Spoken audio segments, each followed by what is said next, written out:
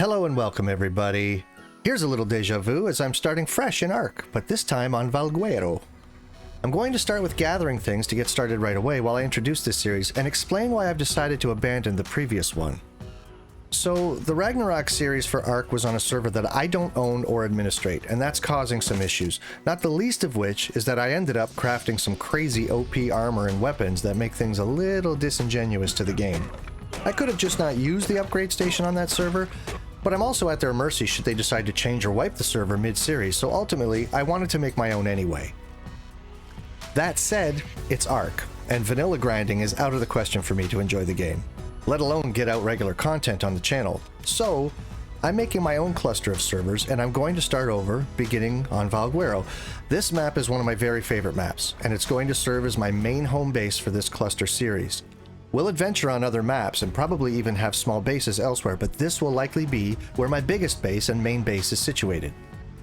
Now, aside from what I consider indispensable mods like Structures Plus and Auto Engrams, here's a quick rundown of mods I'm running and why. First, Ultra Stacks. Who wants to watch someone scroll through inventories endlessly, just to transfer a handful of something? It's mostly to save screen space. The weight reduction it offers serves the same purpose. It's not so I can travel around the map with half of my base inventory on my person. It's so that I can get things done around the base more efficiently. And it keeps me from having to increase the player weight multiplier in the server settings to accomplish that. Second, awesome teleporters. There's an implant in my arm. There are strange obelisks in the world that can transport me to an arena where I fight massive mythical creatures. Being able to craft and use futuristic teleportation technology isn't that big a stretch. And cutting down travel time here and there will aid in content creation. Third, Dino Storage V2. Trapping domesticated creatures in soul balls will help cut down server lag and keep the base clear of critter clutter. And the fact that tame levels can be seen by mousing over a critter trapped in a soul ball will aid in all the breeding I'll be doing. Is it crazy that I can carry an Anki in my pocket to a metal-rich area, unleash it to gather, then teleport home? Sure. But so is having dinosaurs as pets in the first place. Again, the ways in which this will help just make content creation simpler. This is not a realistic game. I'm not going for realism anyway. I don't think it's a big deal. Fourth, additional emotes, and also I'm using the unlock haircuts and emotes. It's simply cosmetic and fun. As I mentioned, there was the upgrade station mod on the last server I was filming on, but that made better than Ascendant stuff that was allowing me to do things like one-shot everything and tank attacks from a duo of aloes. It got a little ridiculous. I'm not going to use the upgrade station, but I am going to run ARK Advanced Supply Drops so that I can occasionally get some really good gear, and it makes the drops worth going for.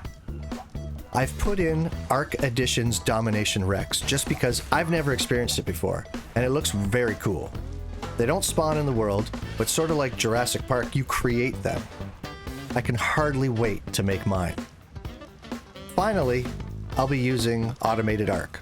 I'm one dude, trying to create content that goes beyond the grind that ARK can be. It will not be entertaining watching me stand among a half dozen dodos painstakingly picking up every egg they drop over the course of several hours. This is not engaging content, so I'm going to make use of some of the automation that this mod allows. Now, on the topic of engaging content, I plan to do my best to show off this game, my favorite game.